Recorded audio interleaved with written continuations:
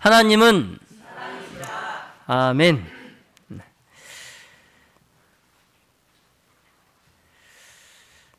오늘은 야고보가 우리에게 주는 10가지 교훈, 우리가 그동안 좀 못했었는데요. 이제 7번째 시간입니다. 여러분 다 잊어버리셨죠? 자, 오늘 7번째 시간 제목은 위로부터 오는 참된 지혜를 추구하라 라는 제목입니다. 위로부터 오는 참된 지혜를 추구하라. 자, 이 제목의 말씀으로 하나님의 말씀을 전하겠습니다. 자, 우리는 수능이나 어떤 시험을 앞두고 기도할 때에 흔히 사용하는 성경 구절이 있습니다. 어떤 구절이죠? 우리 성도님들. 자, 야고보서 1장 5절이죠? 야고보서 1장 5절. 자, 같이 한번 읽어볼까요? 시작.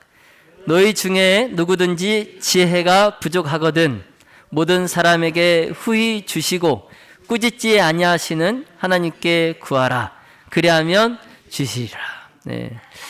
우리가 시험을 볼 때마다 이 성경절을 외우면서 또 하나님께 기도를 많이 합니다. 자, 그런데 여러분, 이 구절에서 지혜, 이 지혜는 어떤 그 시험을 앞두고 구하는 그런 지혜가 아닙니다. 그런 지혜가 아니에요. 여기서 야고보가 말하고 있는 지혜, 이 지혜는 학문이나 과학 지식이 아니라 하나님의 뜻을 깨달아서 그리스도인으로서 의로운 생활을 하도록 하는 그런 지혜입니다. 이제 솔로몬이 그가 구했던 지혜, 이 지혜와 같은 그런 지혜입니다. 솔로몬 왕이 구했던 지혜. 자, 왜냐하면 보통 인간이 가지고 있는 지혜는 항상 불완전합니다. 그래서 온전한 인내를 이룰 수 없을 뿐만 아니라 인간의 생각이나 이성은 잘못된 길로 빠지기 쉬워요. 또 우리가 시련을 당할 때에 그 시련을 기뻐하는 마음, 그 마음을 가진다는 것이 불가능하기 때문에 그래서 이 인간이 가지고 있는 지혜, 그 지혜는 온전한 인내를 이룰 수 없어요.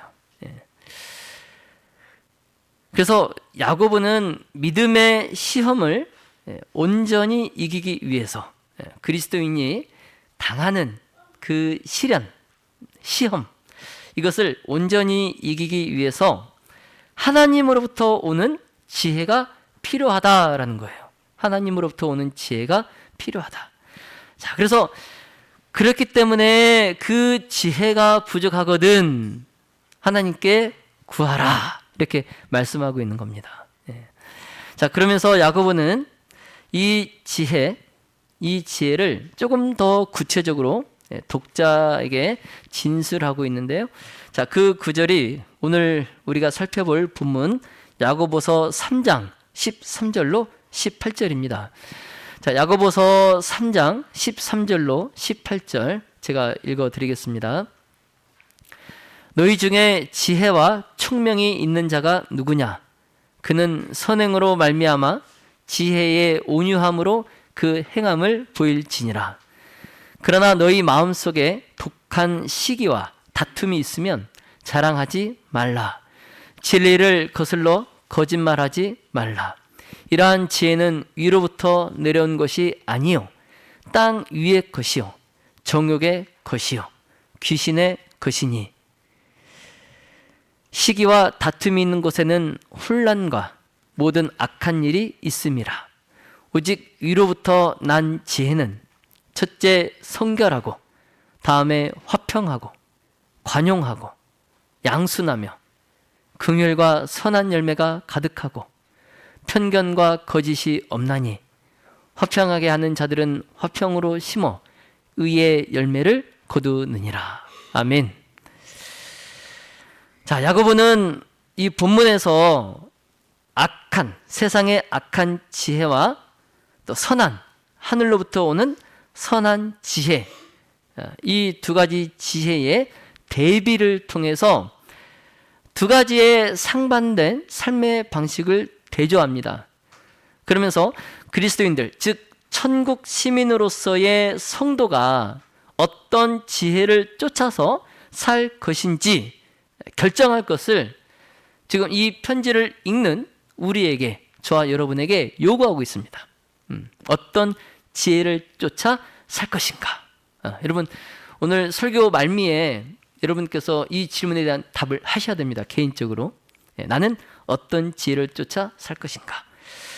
야고보가 이 편지를 쓸 당시에 그가 보는 그리스도인들은 행함이 없는 믿음만 있는 사람들이었어요. 행함이 없는 믿음만 있는 사람들. 그러니까 그들은 도움이 필요한 형제들의 어려운 상황을 도와주지 않고 외면하면서 스스로를 지혜로운 사람이라 이렇게 자처하고 있었어요. 예.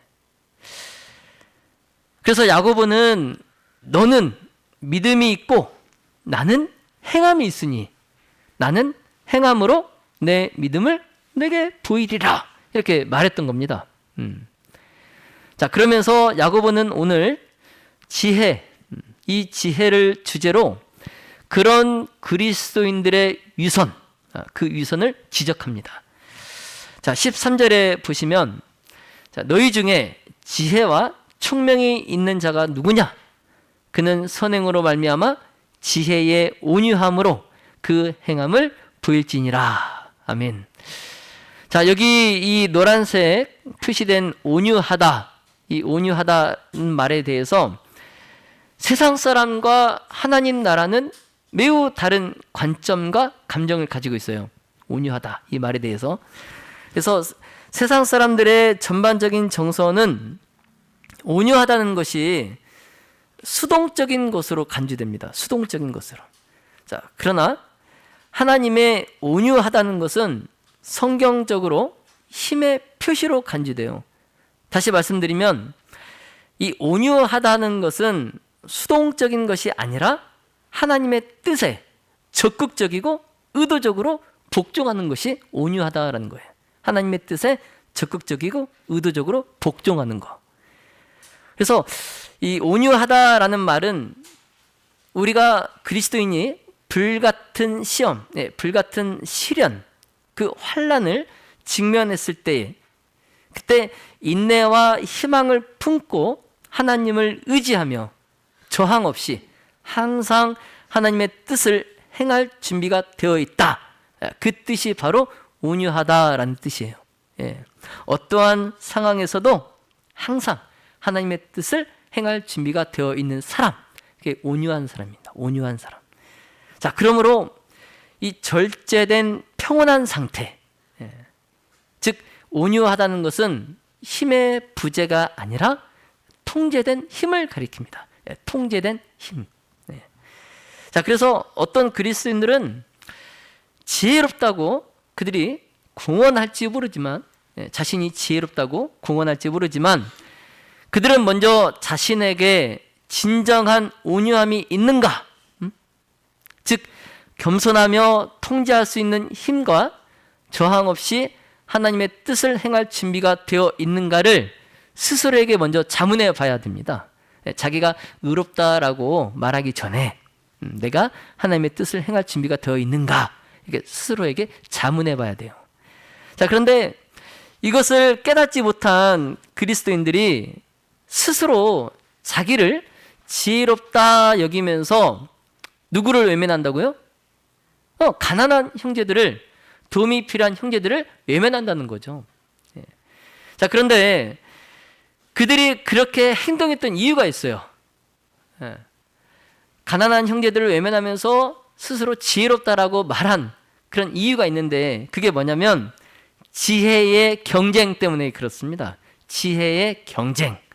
이게 무슨 말이냐면, 자, 이 사람들은, 이 그리스도인들은 자신의 지혜가 다른 사람들보다 더 우월하다, 이런 승부욕, 그 승부욕을 만족시키기에 급급했던 거예요. 다른 사람보다 내 지혜가 더 우월해야 된다. 자, 그렇기 때문에 이들은 다른 사람에게 온유하지도 못해요. 더욱 형제들이 겪는 그 현실적인 어려움을 살필 겨를이 없는 거예요. 예, 그럴 겨를이 없는 겁니다. 자, 따라서 이들의 지혜는 참된 지혜가 아닌 세상의 악한 지혜였던 거예요. 그들이 갖고 있던 지혜가 세상의 악한 지혜였습니다. 또 이제 이들은 지혜의 그 경쟁, 내가 더 우월해야 된다, 그 지혜의 경쟁에 집착한 나머지 이 예배당에서 찬양하고 예배를 드리면서 예배가 끝나면 바로 막 과열된 그 토론, 그 과열된 토론에서 자기의 그 혀를 절제하지 못하고 막 저주가 담긴 막 공격적인 언사를 일삼는 거예요. 예배를 드린 후에. 그러니까 조금만 전만 해도 하나님을 찬양했던 자신의 입으로 자기의 형제들을 뭐 하는 거예요? 저주하는 거예요. 이러한 지혜의 경쟁, 이러한 지혜의 경쟁을 더 이상 보고만 있을 수 없었던 야고보가 이렇게 말합니다. 14절에 그러나 너희 마음속에 독한 시기와 다툼이 있으면 자랑하지 말라. 진리를 거슬러 거짓말하지 말라. 자, 이처럼 그리스도인이지만 토론에 참여하면서 상대방의 독한 시기와 그 다툼의 말을 내가 상대할 때 똑같이 그 사람과 흥분하는 거예요. 예? 그러면 어떻게 되겠습니까? 어떻게 될까요? 예? 그 사람이 독한 시기와 다툼의 말을 막 해 옵니다. 그럼 나는 온유함으로 그것을 대하는 게 아니라 똑같이 그 사람과 같이 흥분해요. 그럼 어떻게 돼요? 뭐 싸움이 나겠죠. 시끄럽죠. 그런데 그들이 그 독한 시기와 다툼을 하는 거, 이게 예수님께서 회당이나 예배 후에 그 식사 자리에서 바리새인들과 함께 할 때 그 바리새인들이 예수님께 분노한 것 같은 겁니다. 예배 후에 믿음의 형제들과 토론하면서 서로 시기와 다툼으로 막 언쟁하는 것이 회당이나 예배 후에 예수님께서 식사 자리에서 바리새인들과 함께 할 때 그 바리새인들이 예수님께 대하여 분노했던 것과 같은 거라고요. 자, 바리새인들은 예수님의 권세 있는 말씀에 고분고분 동의하지 않았어요. 예수님 말씀이 100번 옳습니다. 이렇게 하지 않았어요. 대신에 험하게 예수님의 말씀을 공격합니다. 예수님의 말씀이 자신의 그 잘못된 것을 지적하고 자신의 그런 숨기고 싶은 이런 것들을 들춰낼 때 오히려 뭐 방귀 낀 사람이 뭐 한다고 그래요? 성낸다고 그러죠. 그 자기가 그것을 딱 지적받았을 때에 막 더 험한 말로 예수님을 공격하는 거예요. 심지어는 예수님을 낭떠러지로 밀쳐서 떨어뜨리고까지 했어요. 예수님을. 자, 그러므로 이 참된 지혜, 즉 경건한 지혜란 예수님께서 사랑하시고 택하신 자들에게 성령께서 은혜로 주시는 지혜입니다. 이게 뭐 우리가 공부해서 얻어지는 지혜가 아니라 예수님께서 선택하신 백성에게 성령께서 주시는 지혜예요. 이게 참된 지혜입니다. 그래서 15절에 보시면 이러한 지혜, 성령께서 주시는 지혜, 이 지혜는 위로부터 내려온 것이 이건 이제 그 시기와 앞서 이제 14절에 그 시기와 다툼을 하는 지혜, 세상의 지혜입니다. 이러한 지혜, 세상의 지혜는 위로부터 내려오는 것이 아니요 땅 위의 것이요 정욕의 것이요 귀신의 것이니 그랬어요. 세상의 지혜, 악한 지혜. 그래서 이 말씀처럼 위로부터 지혜를 얻지 못하는 자들은 땅 위의 지혜, 즉 정욕적이고 시기와 다툼을 일으키고 또 혼란과 악한 일을 이야기하는 그러한 세상의 악한 지혜를 추구해요.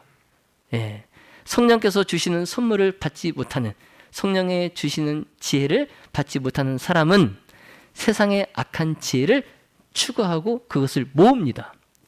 자, 그러나 변화된 마음은 하나님의 지혜로 연단된 마음이에요.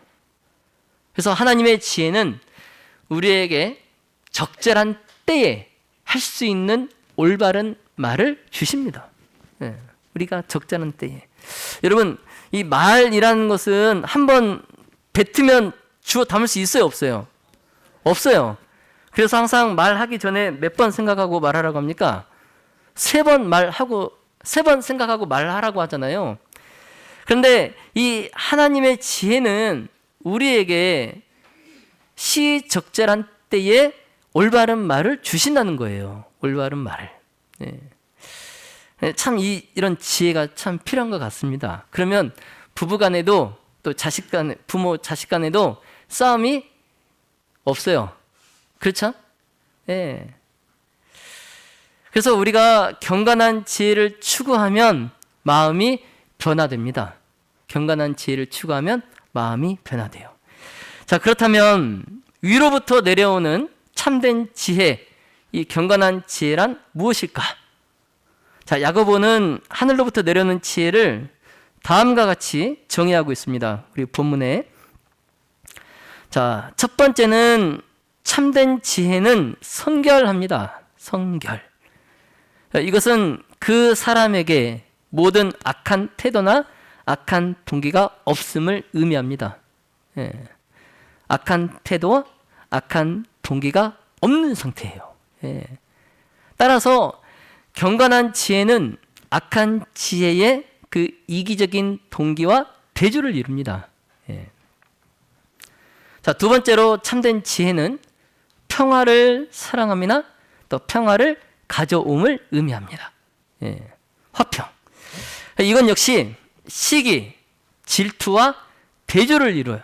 예. 시기, 질투와 대조를 이루어요. 그래서 위로부터 난 지혜는 모든 사람에게 뭘 가져다 준다고요? 화평. 예. 화평. 평화를 가져다 줍니다. 예. 모든 사람에게. 자, 세 번째로 참된 지혜는 관용입니다. 관용. 자, 이것은 하나님의 성품을 묘사할 때 사용된 단어예요. 이 관용이란 단어는 하나님의 성품을 묘사할 때 사용된 단어입니다. 그래서 이 성품은 죄인에 대해서 단호하게 징벌하실 수 있음에도 불구하고 용서하시고 인내하시는 온유와 자비를 나타내요. 이 관용이란 말이. 그래서 우리가 이 형제들에게, 특히 이 교회 안에서 다른 사람에게 이 하나님의 성품, 이 관용을 나타내야 돼요.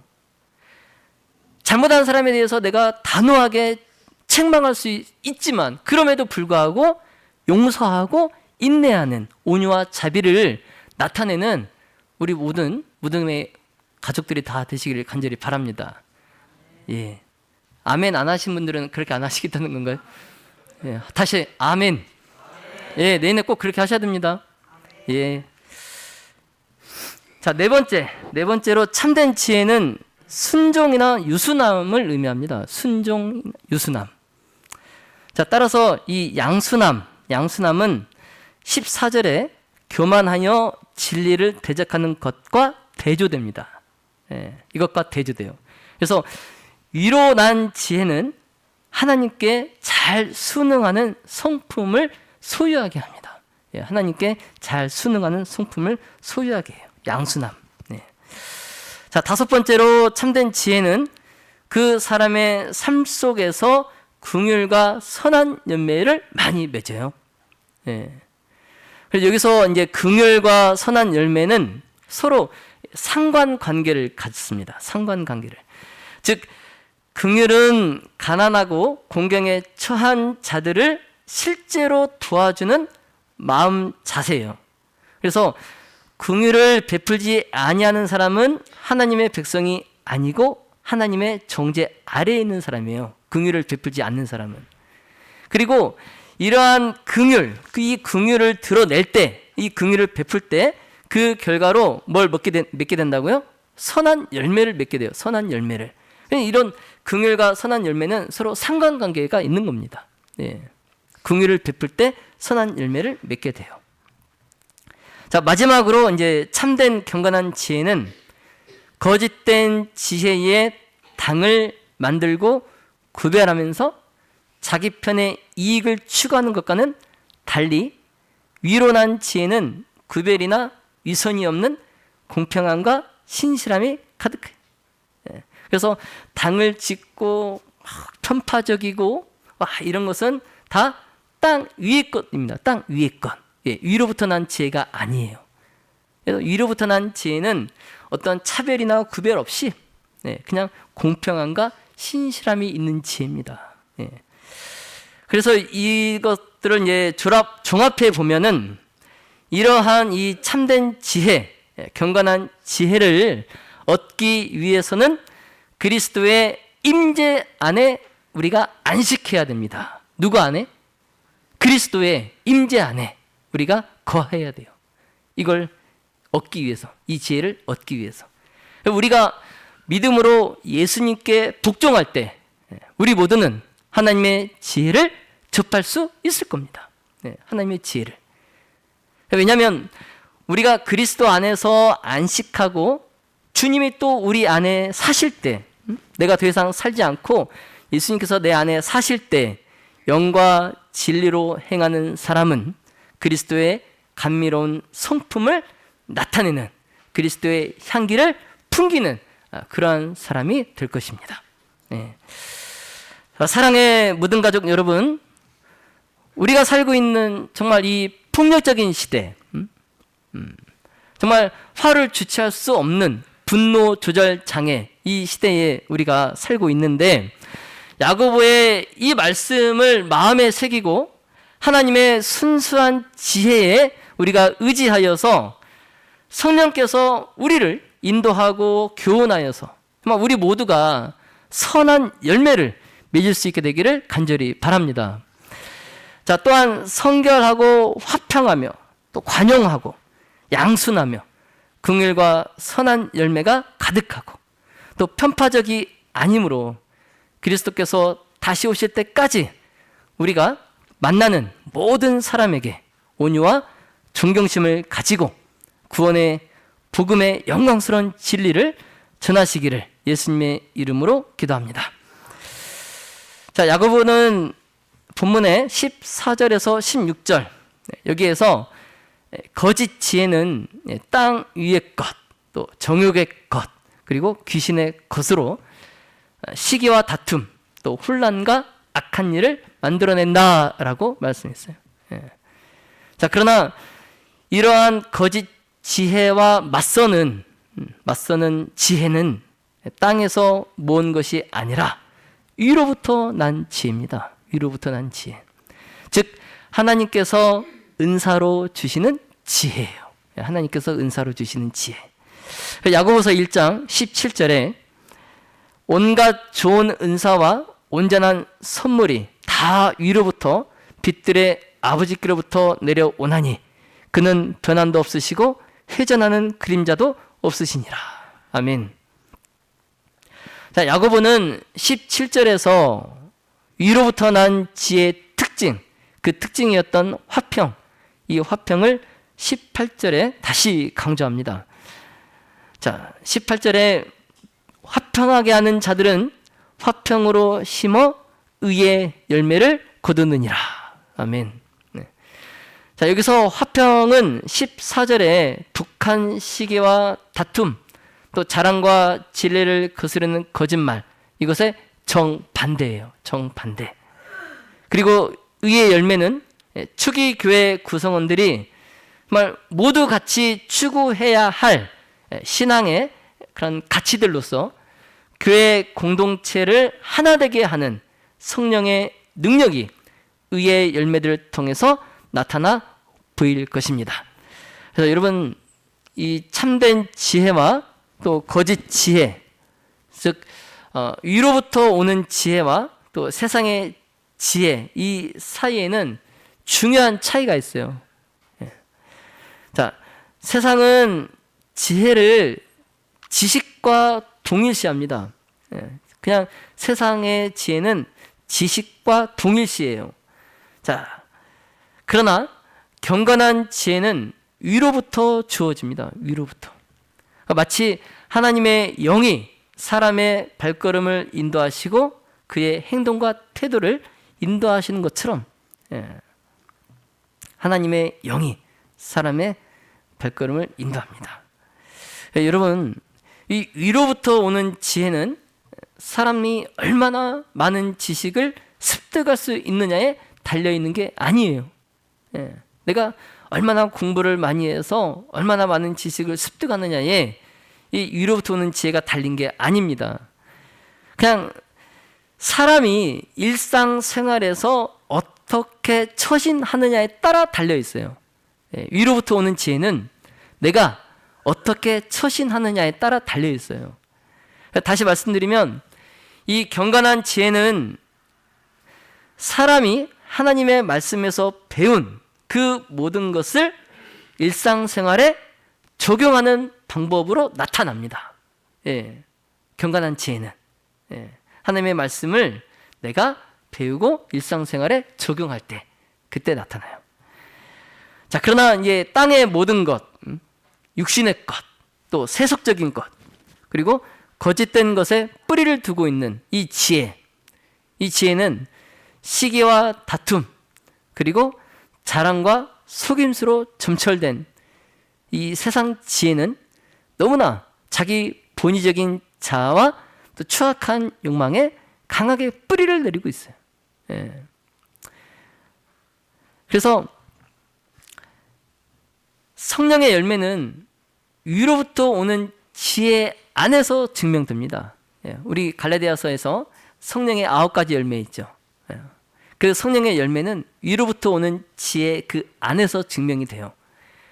그래서 그리스도를 믿음으로 말미암아 은혜로 구원받은 믿음의 우리 모든 가족 모두가 하나님의 은혜로 예수 그리스도의 아름다움과 또 지혜를 우리 삶 속에서 반영하기를 예수님의 이름으로 기도합니다. 자, 이제 말씀을 정리하겠습니다. 여러분, 우리는 오늘 두 종류의 지혜를 대조해 보았습니다. 제가 여러분께 서두에 말씀을 드렸어요. 질문을 드렸습니다. 나는 어떤 지혜를 추구하며 살 것인가? 여러분 잘 고민하셨죠? 잘 말씀 들으셨죠? 자, 이제 선택을 하셔야 됩니다. 나는 어떤 지혜를 추구하며 살 것인가? 여러분, 오늘 우리가 두 종류의 지혜를 대조해 봤어요. 두 종류의 지혜. 자, 땅의 지혜와 하늘의 지혜, 그리고 거짓 지혜와 참 지혜. 자, 야고보는 이 둘 중 하나를 선택하라고 오늘 우리에게 요구합니다. 자, 그리고 이 선택은 우리 신앙의 질과 성품을 반영할 것입니다.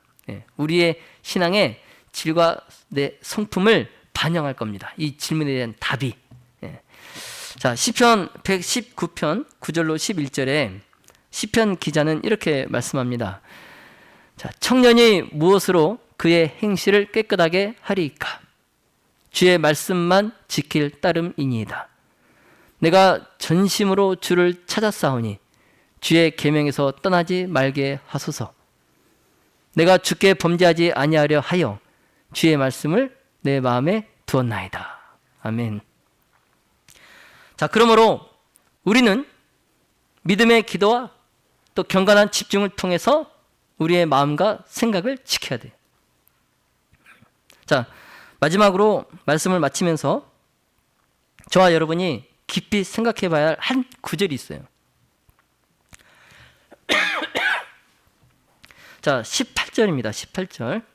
야고보서 3장 18절. 화평하게 하는 자들은 화평으로 심어 의의 열매를 거두느니라. 아멘. 자, 믿음의 모든 가족 여러분, 의의 열매를 맺는 씨, 그 씨는 화평하게 하는 자들에 의해서 화평 중에 뿌려진다는 것을 명심하시기 바랍니다. 여러분, 이 구절에서 야고보는 무엇을 말하고 있는 걸까요? 자, 참된 지혜의 열매는 지혜를 실천하는 자들에 의해서 뿌려진다는 말이에요. 즉 참된 지혜는 평화를 이루고 평화를 실천하는 그런 사람들에게 뿌리를 내리고 그것의 성숙함에 따라서 많은 열매를 맺게 될 겁니다. 자, 그렇게 참된 지혜는 충실한 그리스도인들의 삶 속에서 성결하게 되는 열매가 되고 또 잃어버린 자들의 삶 속에서 구원에 이르는 열매가 될 것입니다. 자, 우리 모든 가족 모두가 참되고 경건한 지혜의 삶을 살면서 의의 열매를 뿌리는 그리스도의 제자들이 다 되시기를 예수님의 이름으로 축원하며 말씀을 마치겠습니다.